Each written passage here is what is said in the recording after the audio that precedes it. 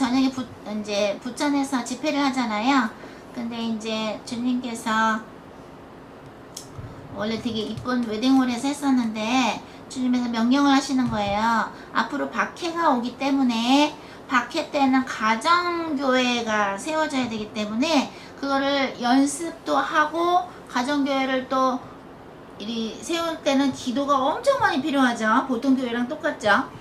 그리고 그걸 제자분들한테 가정교회는 어떻게 하는 거고 가정교회를 통한 또 하나님의 특별한 역사, 마치 오순절 때, 그쵸? 펜티코스트 오순절 때 마가다락방에 120명이 모여서 기도할 때 성령이 이렇게 불꽃 같은 그 불혀 모양, 불혀 같은 모양의 성령님이 내리신 그때 매일매일 모여서 떡 떼어서 같이 나눠 먹고 같이 기도했을 때 하나님이 주시는 그 초대 공동체 때 주신 그 축복을 다시 한번 부어주실 때가 됐다고. 오늘부터는 우리 부천에 있는 웨딩홀에서 하지 말고 어떤 목사님 집에서 하라고, 아파트에서. 그래서 그렇게 하기로 했어요. 그러니까 사람들은 거기서 선교사님하고 거기 집사님하고 무슨 일이 있나? 왜 갑자기 그 이쁜 웨딩홀에서 안 하고 집에서 하시냐고. 근데 하나님의 이제 명령이고, 이게 있는 것 같아요. 하나님을 따른다는 거는 항상 하나님의 명령대로 금방금방 쉬프트 할 수 있는, 간호사분들이나 뭐 호텔에서 일하시는 분들 쉬프트가 있죠. 아침 오전반도 있고 저녁반도 있고. 그러면은 나는 오전반만 할래요, 나는 저녁반 못해요, 그러면은 안 뽑아주죠. 그죠?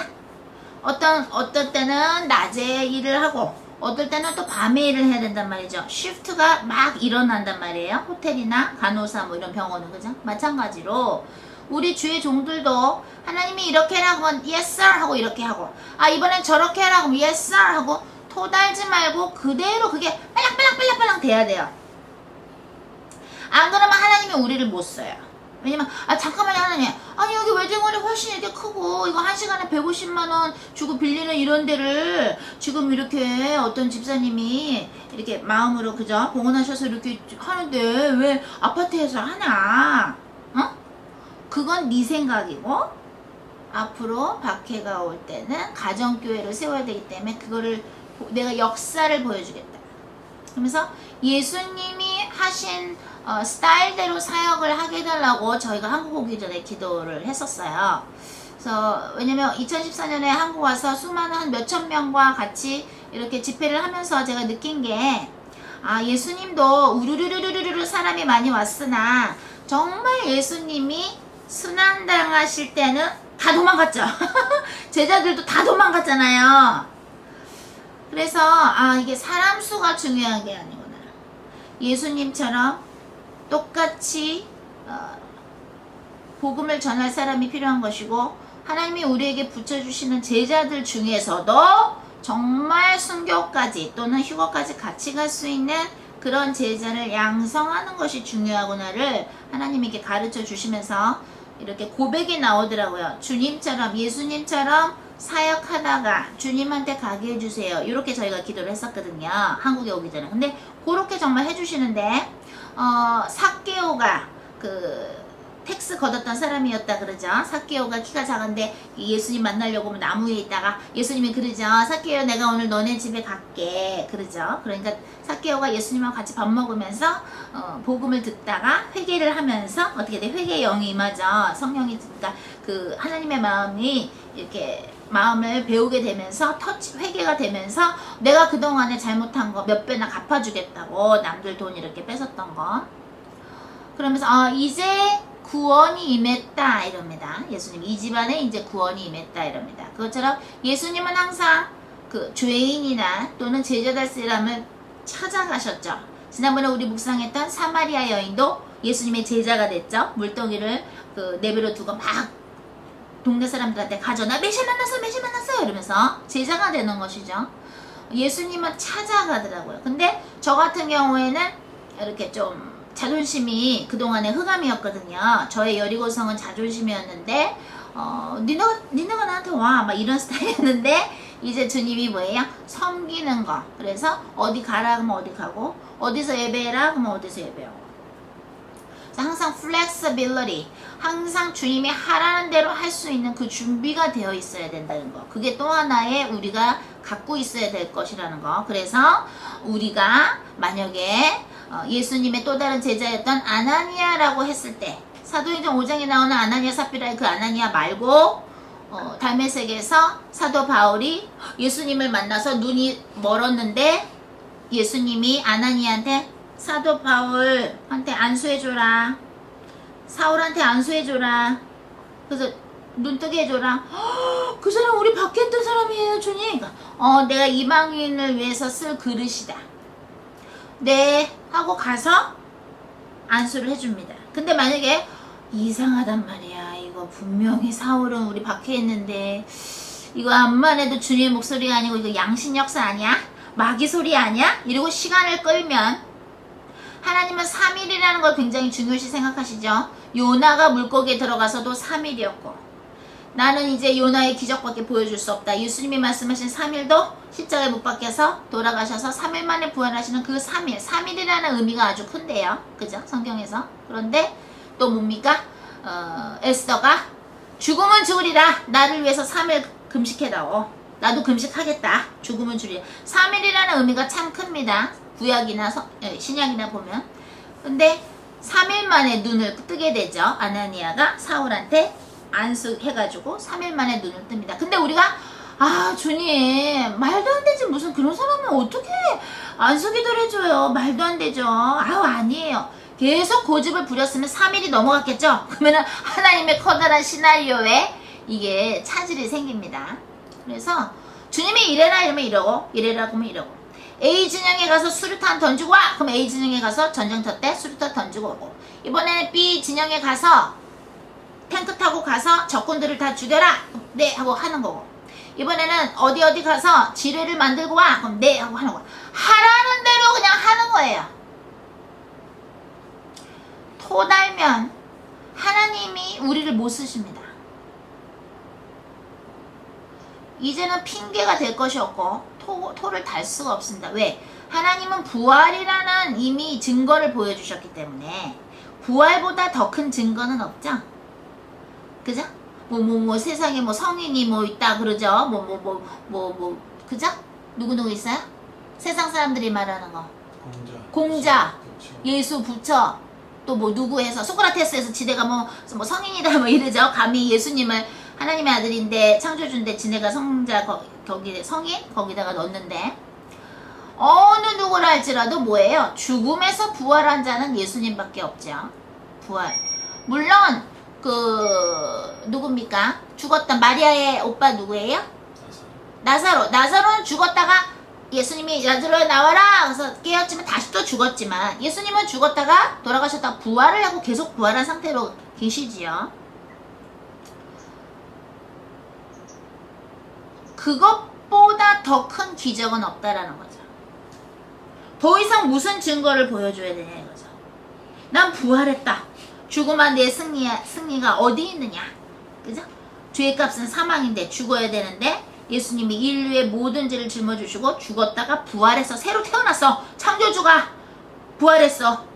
그 안에서 죽었던 우리도 새로 태어났는데 죽음을 이겼는데 더 이상 무엇을 증거를 보여줘야 되느냐. 언제까지 밥 먹고 사는 거에 걱정할 것이냐. 언제까지 너희가 세상에서 하고 싶었던 것 때문에 미련 때문에 내가 말하는 거를 100% 올인을 못하고 있느냐. 그죠? 우리는 사실 하나님한테 할 말이 없습니다. 요번에 월요일부터 내일부터 저보고 주님이 금식 열흘 하라 그래서 또 들어가는데, 지난번에 3일 하고 나서 이틀 쉬고 나서 그 다음에 5일 하라 그래서 또 5일 하고 나서 한 4일인가 5일 쉬었어요. 먹을 수 있었죠. 그럼 내일부터 다시 시작인데 이게 하면 할수록 쉬워지더라고요. 제가 하는 게 아니니까 하나님의 은혜, 하나님의 힘으로 하니까 안 힘들어요. 그리고 하나님하고 더 이렇게 가까워져요. 아까 기도하고 나서 전해드렸는데, 여러분들 어떻게 금식하시라고 주님이 얘기하신 거 전해드렸는데요. 못 먹는다는 건 뭐예요? 물은 마시지만 못 먹는다는 건 나 죽었어 하는 거잖아요. 내가 할 수 있는 최소한의 원하는 그 먹는 것조차 못하는 거잖아요. 금식은 그냥 주님한테 이렇게 손드는 거란 말이죠. 그죠? 그러면 내가 주님 앞에서 주님이 보실 때 회개해야 될 게 뭔가, 이 안에 있는 혹시 남아있는 쓴뿌리가 뭔가, 하나님의 명령을 받았을 때 우리가 쓴뿌리가 있으면 순종을 하기가 힘들고 내 스타일로 가져갈 수가 있어요.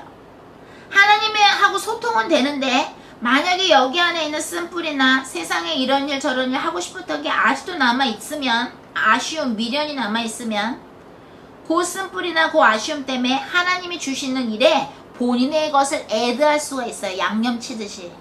그러면 어떻게 되느냐? 좌로나 우로나 치우칠 수 있다라는 겁니다. 그래서 하나님이 금식하라고 할 때는 굉장히 그게 축복의 기회라는 거죠. 아, 금식을 통해서 나를 묶고 있는 쇠사슬을 스스로 풀게 해주시는 거구나. 그러면 자유로워지면서 하나님하고 딱 인생에서 만납니다. 그러면서 더 하나님의 방법으로 사역도 하게 되고 하나님의 방식으로 인생을 살아지면서 살맛이 납니다. 아멘. 이런 삶을 경험한 적도 없는 그런, 우리 배 목사님의 이제 아시는 분 중에 가까운 분이 있는데 무슨 일이 생겨서 저희가 도와드리게 됐어요.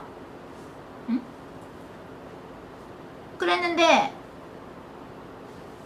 마치도 어떤 경우냐면, 모세가 이스라엘 백성을 데리고 홍해를 건너가기 전에 애국 사람들이 가졌던 귀걸이, 코걸이, 팔찌 이런 거 다 주시죠? 달라 그래, 걔네한테 그럼 줄 거야, 그러죠? 그래서 모세가 그렇게 하니까 다 줬죠? 그 왜 그래요?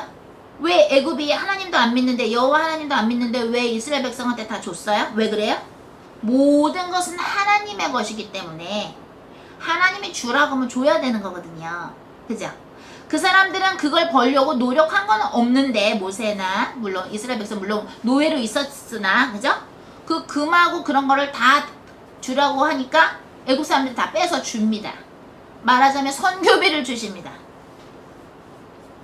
그런 생각지도 못하는 역사가 하루하루 하나님의 명령대로 순종하는데 빵 하고 터지면서 일어납니다.